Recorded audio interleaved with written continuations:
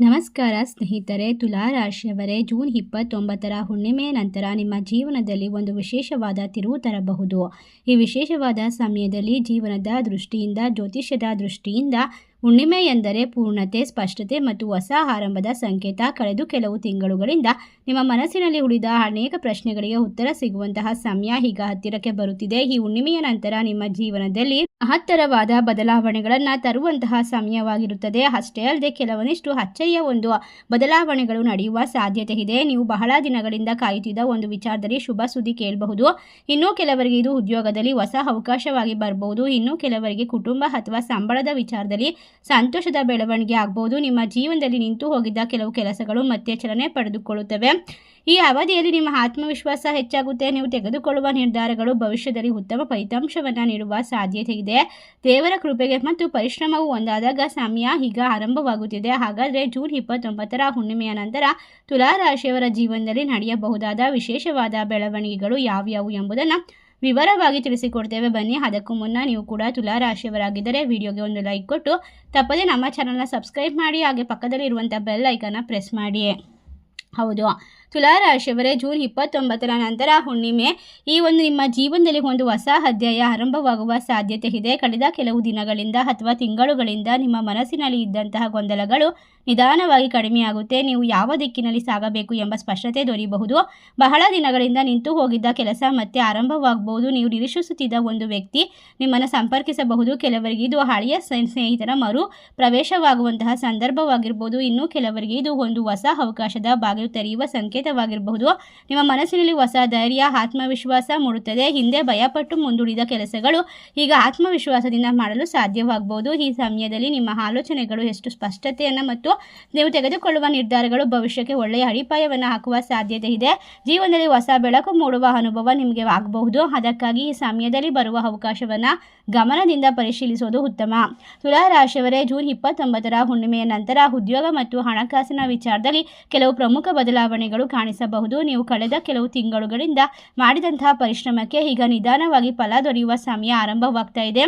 ಬಹಳ ದಿನಗಳಿಂದ ಕಾಯುತ್ತಿದ್ದ ಒಂದು ಅವಕಾಶ ನಿಮ್ಮ ಮುಂದೆ ಬರಬಹುದು. ಉದ್ಯೋಗದಲ್ಲಿ ಇರ್ತಕ್ಕಂಥವರಿಗೆ ಹೊಸ ಜವಾಬ್ದಾರಿ, ಪದವಿ ಅಥವಾ ಹಿರಿಯರಿಂದ ಮೆಚ್ಚುಗೆ ಸಿಗುವ ಸಾಧ್ಯತೆ ಇದೆ. ನೀವು ಸಲ್ಲಿಸಿದ ಅರ್ಜಿ, ಸಂದರ್ಶನ ಅಥವಾ ಒಂದು ಪ್ರಮುಖವಾದ ಕೆಲಸದ ಬಗ್ಗೆ ಶುಭ ಸುದ್ದಿ ಕೇಳುವ ಅವಕಾಶ ಇದೆ. ವ್ಯಾಪಾರ ಮಾಡುವವರಿಗೆ ಹೊಸ ಗ್ರಾಹಕರು, ಹೊಸ ಸಂಪರ್ಕಗಳು, ಹೊಸ ವ್ಯವಹಾರ ಅವಕಾಶಗಳು ದೊರೆಯಬಹುದು. ಕೆಲವು ಜನರು ತಮ್ಮ ವ್ಯವಹಾರವನ್ನು ವಿಸ್ತರಿಸುವ ಬಗ್ಗೆ ಯೋಚನೆ ಆರಂಭಿಸಬಹುದು. ಈ ಸಮಯದಲ್ಲಿ ತೆಗೆದುಕೊಳ್ಳುವ ಆರ್ಥಿಕ ನಿರ್ಧಾರಗಳು ಮುಂದಿನ ಕೆಲವು ದಿನಗಳಲ್ಲಿ ನಿಮ್ಮ ಉತ್ತಮ ಲಾಭವನ್ನು ನೀಡುವ ಸಾಧ್ಯತೆ ಇದೆ. ಹಣಕಾಸಿನ ವಿಚಾರದಲ್ಲಿ ನಿಧಾನವಾಗಿ ಸುಧಾರಣೆ ಕಂಡು ಬರಬಹುದು. ಹಳೆಯದಾಗಿ ನಿಂತಿದ್ದ ಹಣ ಮರಳಿ ಬರುವ ಸಾಧ್ಯತೆ ಇದೆ. ಸಾಲದ ಒತ್ತಡ ಕಡಿಮೆ ಆಗಬಹುದು. ಲಕ್ಷಣಗಳು ಕಾಣಿಸ್ತಾ ಇದೆ. ಆದರೆ ಅನಗತ್ಯವಾದ ಖರ್ಚುಗಳ ಬಗ್ಗೆ ಸ್ವಲ್ಪ ಎಚ್ಚರಿಕೆಯನ್ನು ವಹಿಸೋದು ಉತ್ತಮ. ನಿಮ್ಮ ಆದಾಯ ಹೆಚ್ಚಳವಾಗುವ ಅವಕಾಶಗಳಿದ್ರೂ ಉಳಿತಾಯಕ್ಕೂ ಗಮನ ಕೊಡೋದು ಅಗತ್ಯ. ಈ ಅವಧಿಯಲ್ಲಿ ದೇವರ ಕೃಪೆ ಮತ್ತು ನಿಮ್ಮ ಪರಿಶ್ರಮ ಹೊಂದಾಗಿ ಕೆಲಸ ಮಾಡೋದ್ರಿಂದ ನೀವು ನಿರೀಕ್ಷಿಸಿದ ರೀತಿಯಲ್ಲಿ ಆರ್ಥಿಕವಾಗಿ ನೆಮ್ಮದಿ ದೊರೆಯುವ ಸಾಧ್ಯತೆ ಇದೆ. ಕೆಲವು ಸಣ್ಣ ಅವಕಾಶಗಳೇ ಮುಂದೆ ದೊಡ್ಡ ಯಶಸ್ಸಿನ ಬಾಗಿಲನ್ನು ತೆಗೆಯಬಹುದು. ತುಲಾ ರಾಶಿಯವರೇ, ಜೂನ್ 29ರ ಹುಣ್ಣಿಮೆ ನಂತರ ನಿಮ್ಮ ಕುಟುಂಬ ಸಂಬಂಧ ಮತ್ತು ನಿಮ್ಮ ಜೀವನದಲ್ಲಿ ಕೆಲವು ವಿಶೇಷವಾದ ಬೆಳವಣಿಗೆಗಳು ನಡೆಯುವ ಸಾಧ್ಯತೆ ಇರೋದ್ರಿಂದ ಕಳೆದ ಕೆಲವು ದಿನಗಳಿಂದ ಕುಟುಂಬದಲ್ಲಿ ಇದ್ದಂತಹ ಸಣ್ಣ ಪುಟ್ಟ ಭಿನ್ನಾಭಿಪ್ರಾಯಗಳು ನಿಧಾನವಾಗಿ ಕಡಿಮೆ ಆಗಬಹುದು. ನಿಮ್ಮ ಮಾತಿಗೆ ಹೆಚ್ಚಿನ ಗೌರವ ಮತ್ತು ಬೆಂಬಲ ದೊರೆಯುವ ಸಮಯ ಇದು. ನೀವು ಮನೆಯವರೊಂದಿಗೆ ಹೆಚ್ಚು ಸಮಯ ಕಳೆಯುವ ಅವಕಾಶವನ್ನು ಪಡೆದುಕೊಳ್ಳಬಹುದು ಮತ್ತು ಇದರಿಂದ ಮನಸ್ಸಿಗೆ ನೆಮ್ಮದಿ ಸಿಗುತ್ತದೆ. ಸಂಬಂಧಗಳ ವಿಚಾರದಲ್ಲಿ ಬಹಳ ದಿನಗಳಿಂದ ದೂರವಾಗಿದ್ದ ಒಬ್ಬ ವ್ಯಕ್ತಿ ಮತ್ತೆ ನಿಮ್ಮ ಜೀವನದಲ್ಲಿ ಕಾಣಿಸಿಕೊಳ್ಳುವ ಸಾಧ್ಯತೆ ಇದೆ.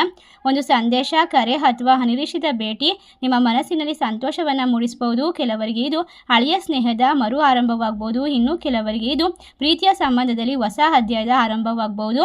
ಅವಿವಾಹಿತರಿಗೆ, ವಿವಾಹಿತರಿಗೆ ಸಂಗಾತಿಯೊಂದಿಗೆ ಉತ್ತಮವಾದ ಹೊಂದಾಣಿಕೆ ಸಿಗ್ತಾ ಹೋಗುತ್ತೆ. ಒಟ್ಟಾರೆಯಾಗಿ ರಾಶಿ ಚಕ್ರದಲ್ಲಿ ಇರ್ತಕ್ಕಂಥವರಿಗೆ ನಂಬಿಕೆ ಹೆಚ್ಚಾಗುವಂತಹ ಸಮಯ. ಒಳ್ಳೆಯ ಸಂಬಂಧದ ಮಾತುಕತೆ ಆರಂಭವಾಗುತ್ತೆ. ಹಿರಿಯರ ಆಶೀರ್ವಾದ ನಿಮಗೆ ಪ್ರಮುಖವಾದ ನಿರ್ಧಾರವನ್ನು ತೆಗೆದುಕೊಳ್ಳೋಕೆ ಒಂದು ಆಶೀರ್ವಾದದ ಮೂಲಕ ಸಾಧ್ಯ ಮಾಡಿಕೊಡುತ್ತೆ. ಮನೆಯ ವಾತಾವರಣ ಹೆಚ್ಚು ಶಾಂತಿ, ಸಂತೋಷ ಮತ್ತು ಒಟ್ಟಾರೆ ಹುಣ್ಣಿಮೆಯ ನಂತರ ಈ ಅವಧಿ ತುಲಾ ರಾಶಿಯವರಿಗೆ ಕುಟುಂಬದಲ್ಲಿ ಪ್ರೀತಿ, ಸಂಬಂಧದಲ್ಲಿ ಬಲ, ಮನಸ್ಸಿಗೆ ನೆಮ್ಮದಿ ನೀಡುವ ಸಮಯವಾಗಿರುತ್ತೆ. ನಿಮ್ಮ ಜೀವನದಲ್ಲಿ ಭಾವನಾತ್ಮಕವಾಗಿ ಸಂತೋಷ ನೀಡುವಂತಹ ಕೆಲವು ಕ್ಷಣಗಳು, ಲಕ್ಷಣಗಳು ಸಿಗುವಂತಹ ದಿನಗಳಲ್ಲಿ ಇದು ಒಂದು ಅದ್ಭುತವಾದ ಸಮಯ. ಇನ್ನು ಮುಂದಿನ ತುಲಾ ರಾಶಿಯವರಿಗೆ 29 ಹುಣ್ಣಿಮೆ ನಂತರ ನಿಮ್ಮ ಜೀವನದಲ್ಲಿ ಒಂದು ಅಚ್ಚರಿಯ ತಿರುವು ಉಂಟಾಗುವಂತಹ ಸಾಧ್ಯತೆ. ಕಳೆದ ಕೆಲವು ತಿಂಗಳುಗಳಿಂದ ನೀವು ನಿರೀಕ್ಷಿಸುತ್ತಿದ್ದ ಒಂದು ವಿಚಾರದಲ್ಲಿ ನಿಮ್ಮ ಪರವಾಗಿ ಬದಲಾಗುವಂತಹ ಸಾಧ್ಯತೆ ಇದೆ. ನೀವು ಬಹಳ ದಿನಗಳಿಂದ ಕಾಯುತ್ತಿದ್ದಂತಹ ಒಂದು ಸುದ್ದಿ ಅಥವಾ ಒಂದು ವ್ಯಕ್ತಿ ಸಂಪರ್ಕ ಈ ಸಮಯದಲ್ಲಿ ನಿಮ್ಮ ಜೀವನಕ್ಕೆ ಪ್ರವೇಶ ಮಾಡಬಹುದು. ಈ ಬೆಳವಣಿಗೆ ಮೊದಲಿಗೆ ಸಣ್ಣದಾಗಿ ಕಾಣಿಸಿಕೊಂಡು ಇನ್ನು ಮುಂದೆ ಜೀವನದಲ್ಲಿ ದೊಡ್ಡ ಪರಿಣಾಮ ಬೀರುವ ಸಾಧ್ಯತೆ ಇದೆ. ಈ ಅವಧಿಯಲ್ಲಿ ನಿಮ್ಮ ಅದೃಷ್ಟ ನಿಧಾನವಾಗಿ ನಿಮ್ಮ ಕಡೆಗೆ ತಿರುಗುತ್ತದೆ. ನೀವು ಹಿಂದೆ ಹಲವು ಬಾರಿ ಪ್ರಯತ್ನ ಮಾಡಿ ವಿಫಲವಾದ ಕೆಲಸವೊಂದು ಈಗ ಯಶಸ್ಸಿನತ್ತ ಸಾಗಬಹುದು. ಕೆಲವರಿಗೆ ಉದ್ಯೋಗ ಅವಕಾಶ ಸಿಗಬಹುದು. ಇನ್ನು ಕೆಲವರಿಗೆ ಹೊಸ ವ್ಯವಹಾರದಲ್ಲಿ ನಿರೀಕ್ಷೆಗಿಂತ ಹೆಚ್ಚಿನ ಧನಲಾಭವಾಗಬಹುದು. ಇನ್ನು ಕೆಲವರಿಗೆ ಕುಟುಂಬ ವೈಯಕ್ತಿಕ ಜೀವನದಲ್ಲಿ ಸಂತೋಷದ ವಾತಾವರಣ ಸೃಷ್ಟಿಯಾಗಬಹುದು. ಒಟ್ಟಾರೆಯಾಗಿ ಒಬ್ಬ ವ್ಯಕ್ತಿ ನಿಮ್ಮ ಜೀವನದಲ್ಲಿ ಮಹತ್ವದ ಪಾತ್ರವನ್ನು ವಹಿಸುವ ಸಾಧ್ಯತೆ ಇದೆ. ಆ ವ್ಯಕ್ತಿಯ ಒಂದು ಸಲಹೆ, ಒಂದು ಸಹಾಯ, ಒಂದು ಮಾತು ಕೂಡ ನಿಮ್ಮ ಮುಂದಿನ ಜೀವನದ ಮೇಲೆ ನಿರ್ಧಾರವಾಗಿ ಪ್ರಭಾವವನ್ನು ಬೀರುತ್ತದೆ. ಆದ್ದರಿಂದ ಈ ಸಮಯದಲ್ಲಿ ಹೊಸ ಪರಿಚಯವನ್ನು ನಿರ್ಲಕ್ಷಿಸಬೇಡಿ. ಸಂಜೆಯ ವೇಳೆ ಅಥವಾ ಅನಿರೀಕ್ಷಿತವಾದ ಸಮಯದಲ್ಲಿ ಬರುವ ಒಂದು ಸುದ್ದಿ ನಿಮ್ಮ ಮನಸ್ಸಿನಲ್ಲಿ ಇರ್ತಕ್ಕಂತಹ ಪ್ರತಿಯೊಂದು ತೊಂದರೆಗೆ ಉತ್ತರವಾಗಿರಬಹುದು. ನೀವು ಬಹಳ ದಿನಗಳಿಂದ ಕಳೆದುಕೊಂಡಿದ್ದ ಆತ್ಮವಿಶ್ವಾಸ ಮತ್ತೆ ಪಡೆಯುವ ಸಾಧ್ಯತೆ ಇದೆ. ನಿಮ್ಮ ಭವಿಷ್ಯದ ಬಗ್ಗೆ ಹೆಚ್ಚು ಧನಾತ್ಮಕವಾಗಿ ಯೋಚಿಸಲು ಆರಂಭಿಸಬಹುದು. ಒಟ್ಟಾರೆಯಾಗಿ ಜೂನ್ 29 ಹುಣ್ಣಿಮೆ ನಂತರ ತುಲಾ ರಾಶಿಯವರಿಗೆ ಅದೃಷ್ಟದ ಬಾಗಿಲು ನಿಧಾನವಾಗಿ ತೆರೆಯುವ ಸಮಯ ಆರಂಭವಾಗುತ್ತೆ. ಸಣ್ಣ ಅವಕಾಶಗಳು ಗಂಭೀರವಾಗಿ ಪರಿಗಣಿಸಿದರೆ ನಿಮ್ಮ ಜೀವನದಲ್ಲಿ ಒಂದು ದೊಡ್ಡ ಮಟ್ಟದ ಯಶಸ್ಸಿನ ಆರಂಭವಾಗುತ್ತದೆ ಅಂತ ಹೇಳಿದ್ರೆ ತಪ್ಪಾಗೋದಿಲ್ಲ.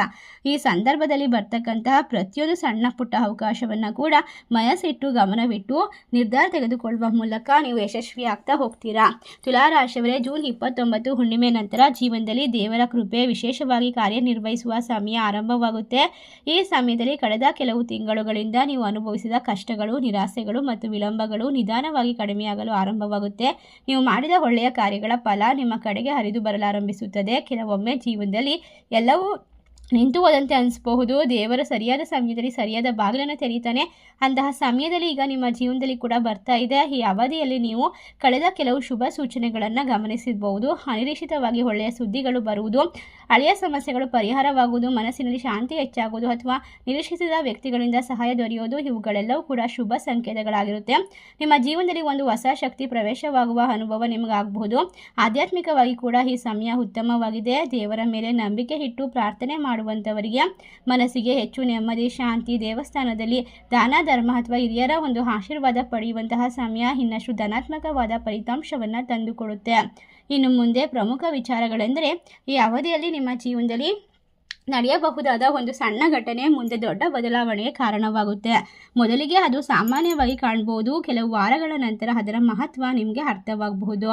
ಆದ್ದರಿಂದಾಗಿ ನಿಮಗೆ ಯಾವುದೇ ಕೆಲಸ, ಅವಕಾಶ ಅಥವಾ ಸೂಚನೆಗಳನ್ನು ಸಿಕ್ಕರೂ ಕೂಡ ನಿರ್ಲಕ್ಷ್ಯ ಮಾಡಬೇಡಿ. ಒಟ್ಟಾರೆಯಾಗಿ ಹುಣ್ಣಿಮೆ ನಂತರ ಈ ಅವಧಿ ತುಲಾ ರಾಶಿಯವರಿಗೆ ಆಶೀರ್ವಾದ, ನೆಮ್ಮದಿ, ಹೊಸ ಅವಕಾಶಗಳು ಮತ್ತು ಅದೃಷ್ಟದ ಬೆಳಕನ್ನು ತರುವ ಸೂಚನೆಯಾಗಿದೆ.